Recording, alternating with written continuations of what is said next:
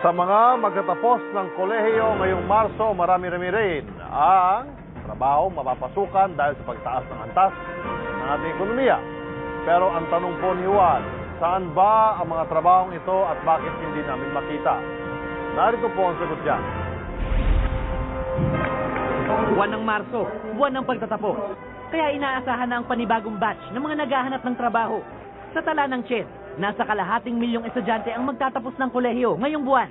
Swak na swak raw ito para sa naghihintay na job opening na nasa higit kalahating milyon din.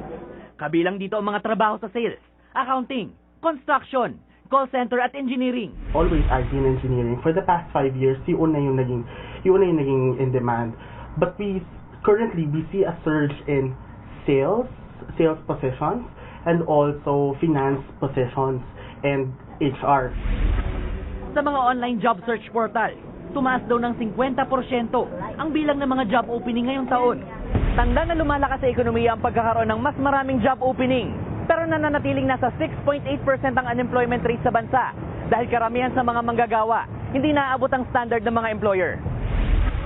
Ang problema kasi, bihasa man sa technical skills sa mga graduate, kulang naman sila sa tinatawag na soft skills. Kabilang dito ang kahinaan sa pagsasalita at pagsusulat sa Ingles at ang simpleng pag-fill up ng form na unang napapansin ng mga employer. Pati ang likas na pagiging mahiyain ng mga Pinoy, turn off din sa mga kumpanya. Akala natin pagiging magalang natin na opo. Akala natin equivalent na yon sa kailangan wag ka masyadong bibo. Si Jen na second year college lang ang natapos. Kumpiyansang makakahanap siya ng trabaho dahil sa kanyang pagiging bibo at magaling sa pakikipag-usap. Yun nga lang, dahil mas mapili na ngayon ng mga employer, hindi pa rin magiging madali ang pagja-job hunting. Siguro, tinitignan din nila yung level ng pag-aaral mo. So, siguro syempre mas kinukuha na yung mataas na level. Pero kasi para sa akin, nasa talent mo rin kasi, di ba?